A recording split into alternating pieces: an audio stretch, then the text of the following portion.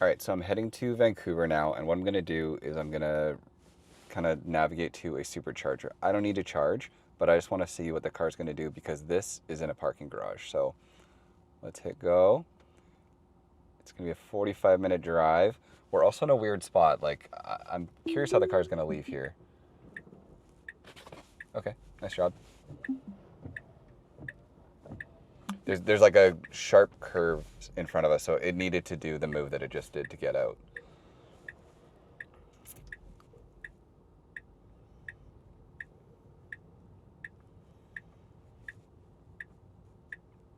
We're at a dead end, so it's going to have to spin around, which I feel like it'll figure out right away here.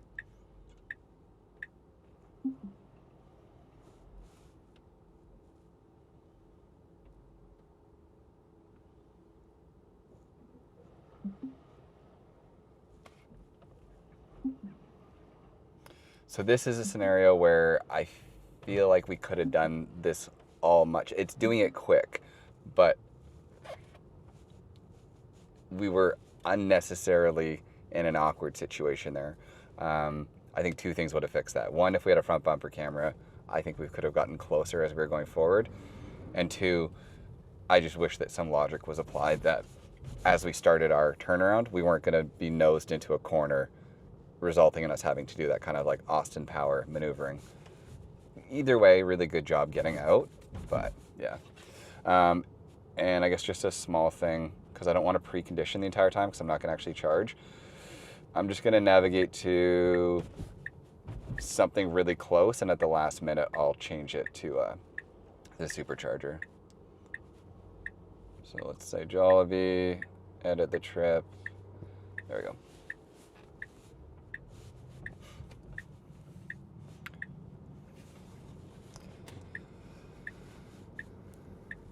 So this speed bump it missed on the way in, and it's caught it just at the last second on the way out. So that speed bump is definitely a bit of an issue for FSD. Like it missed it going quite quick on the way in.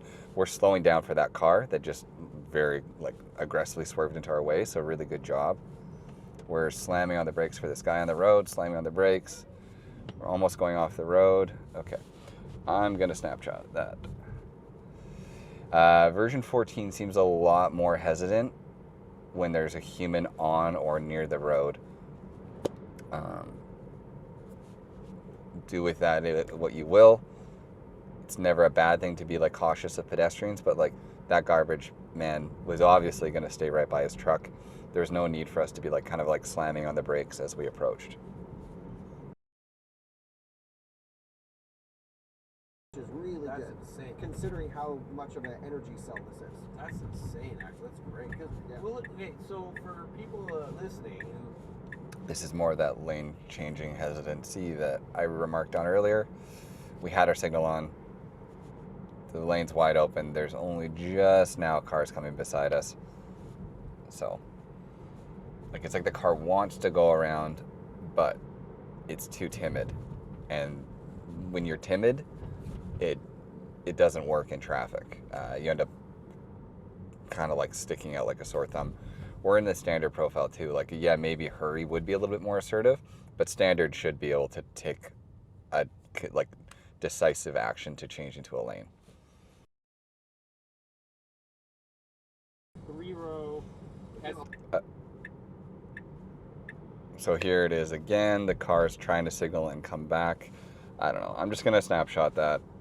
Hopefully that's not too annoying for Tesla to be looking at that, but to me that's a mistake because you can see the next car is only just now coming up close to us. There was plenty of room. Cameras are all clean. There should be no reason for it. For the sake of it, I'm gonna put the car into hurry mode now and see if that changes any of its kind of like lane changing behavior. It's like a smashed SUV. Kind of looks a little. Yeah, I mean, Okay, so we're on hurry now. Same thing. It's wanting so desperately to change lanes. Come on, they can do it now. There we go, finally. Okay.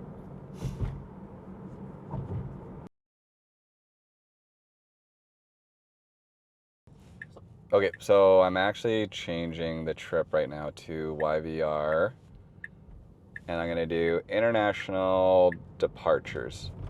So let's see if the car can drop us off at, yeah, international departures. I'm curious what it's gonna do for a route, but we'll see.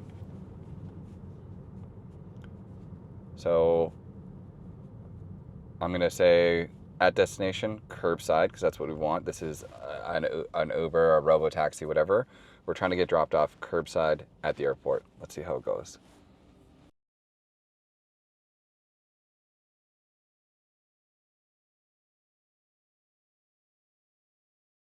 All right, so we are coming into the airport now. I have the international terminal departure as our drop-off, and I have the selection marked as curbside. So what we gotta do is we gotta get over. Oh, this is actually interesting. We gotta get over there where that white car is. So waiting for the cab and then getting over. There's another guy right here. This is really good. We're like waiting so we get a clear break. Okay, and if we go now, that's perfect. Really well done. That was perfect. Nice job. So, I mean, imagine this is a robo-taxi. You've told it to drop you off at the airport, and then you get out, somebody gets in, and the next destination is put in as whatever that is. I just want to see if this works. Because there's a lot going on at the airport. There's a lot of places you shouldn't park. There's a lot of like nuances for like waiting for a parking spot or like pulling in really awkwardly. We might get lucky. There might be like an easy spot, but airports are notoriously difficult to like navigate through, and it seems like it's quite busy. So nice job on the speed bump, slowing down. And you can see in the visuals the like backwards arrows means the car is slowing down, and so that's my way of like noting that the car is fully aware of the speed bumps.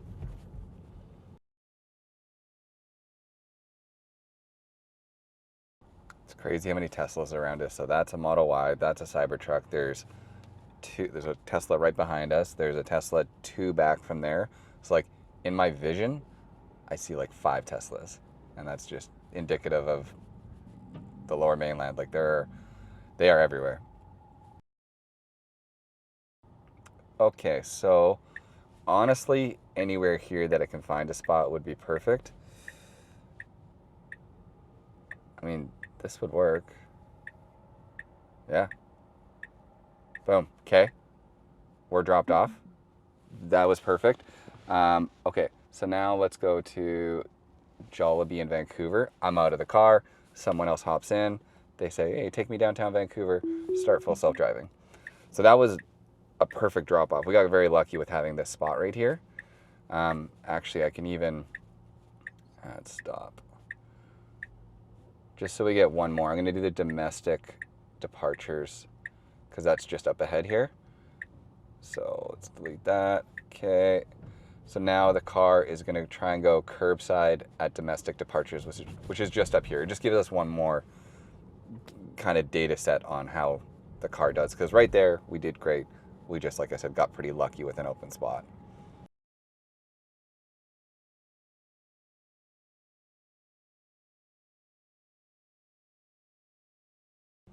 Airports are chaotic.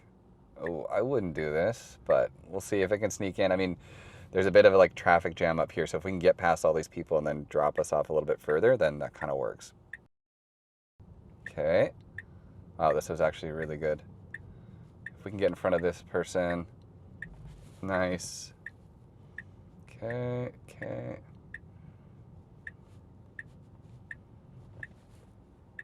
Oh, oh, oh. Okay, I'm taking over. This person was wanting out.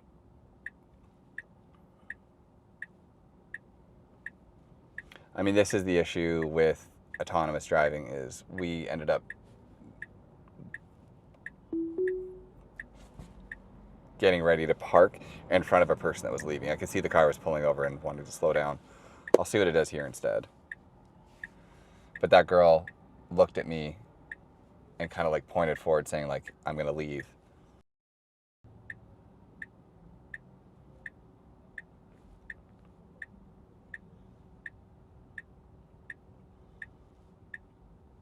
Perfect. Okay, so this is more what I was hoping from the first park spot, is us to get out of the way and park. So this was really well done. Perhaps I didn't need to intervene before. I just felt bad because as soon as we pulled in front of that girl and went to stop, she honked at us. Interesting. I can't start full self-driving. I think it's because the wheels are turned. Yeah. Okay. So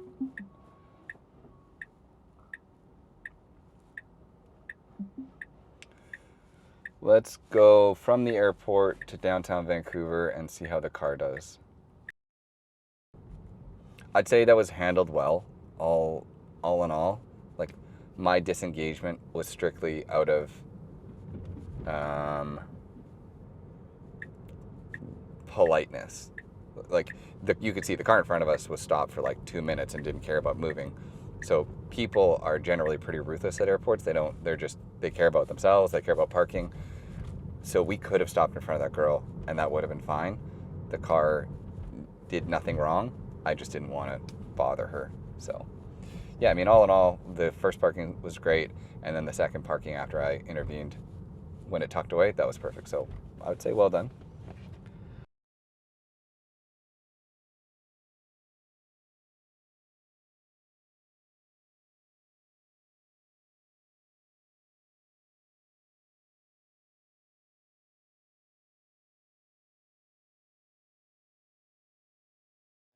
Suddenly be a filmmaker, right? That's right. Well, this is what I'll say I really appreciate that FSD is being polite. Like, we let that girl in the Range Rover in. It felt very natural. She waved at us. We let her in. 100% the behavior I'd want from the car. It just feels like the right thing to do to fit into traffic. Yeah, so great job. he made us all filmmakers. It democratized it all. And what you needed were the tools to be able to polish it. I mean, my kids now and my grandkids can do stuff with. You will have just seen that, and I marked it, I snapshotted it. I don't know what this lane indecisiveness is all about, and it's really weird. Like, sometimes the car is changing lanes so confidently, and then other times it's like trying, and then it like wiggles back and then does it again.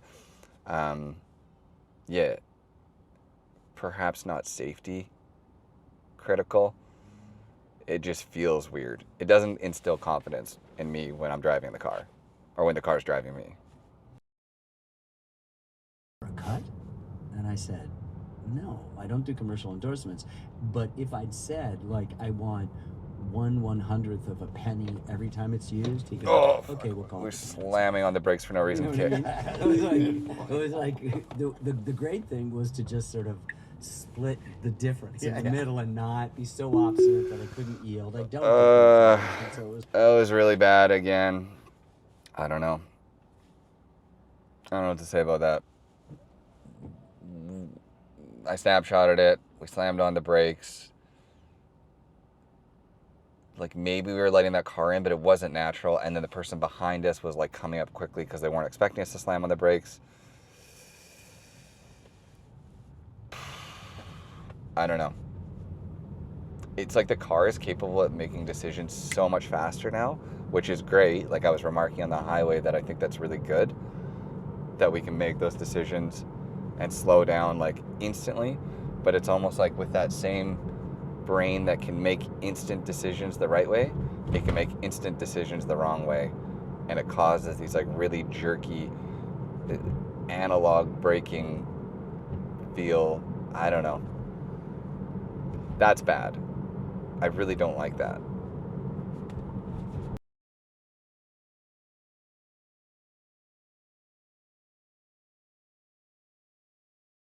When she was sick, or when she died, or at the impossibly sad funeral, and I realized it was 12 years old. I go, I'm gonna be a filmmaker. This is 1965. Same thing. We're like slamming on the brakes there for no reason. I had to touch the pedal, and because there's a cab behind us that was about to like rear end us. I don't know. I don't know if it's because it saw that bus and was like, should I let it in? But it's not good. It's not good. No, the bus wasn't signaling, and there's no reason for us to be like kind of feathering on, not feathering, but like doing that hard braking.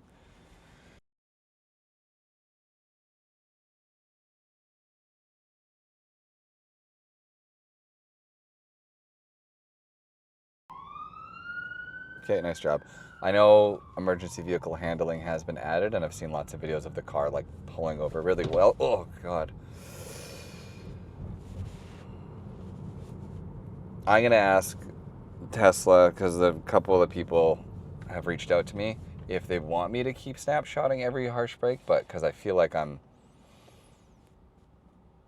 flooding their inbox, but I just want them to have lots of data points for these issues.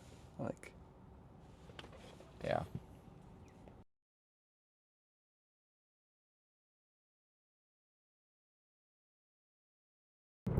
Okay, so we're navigating to a supercharger, and let's see kind of how it does here. This supercharger is in a parkade, and I genuinely have no idea how to get in or out and how it all works. So yeah, we'll check it out. And yeah, we're now fully downtown Vancouver. This is gonna be good to see how the car reacts to a lot of more like pedestrians, people, cars in different scenarios. I am a little bit worried about the harsh braking given what we saw on the way in here and the fact that there is going to be a lot more people and whatnot on the sides of the road, but yeah, we'll check.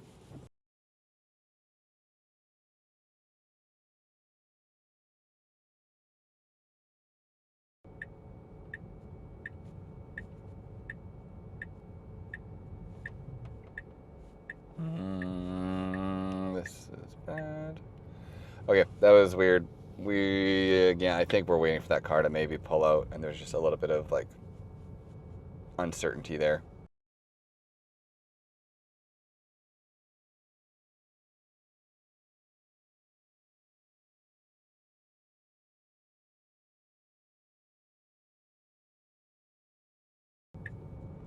So this charger is, I think, in a parkade.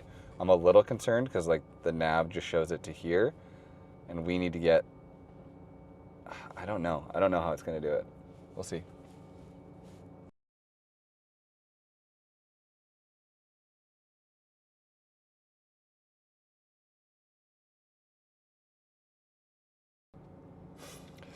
Okay, so we have to go down this parkade, and there's a garbage truck in the way, so just after it, we're gonna have to go left and down into the parkade. Okay, nice job. Oh, I don't think understands what to do here.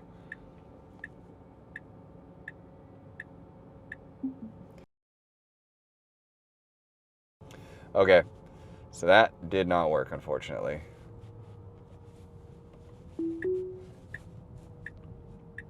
It didn't work at all.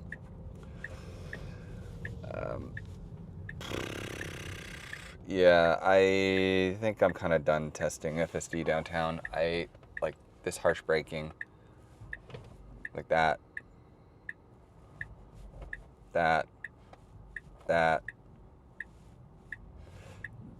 It just isn't, I don't think it's ready for me to be testing downtown just yet, so.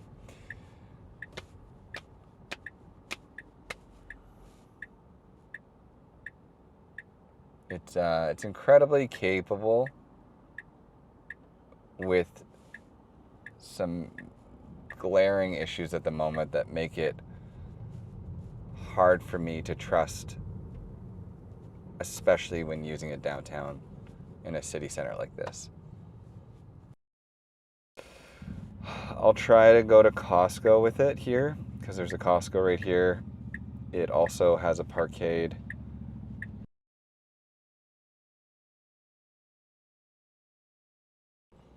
To give this thing the best chance, I'm actually going to navigate to like the parking lot that Costco is in, rather than Costco.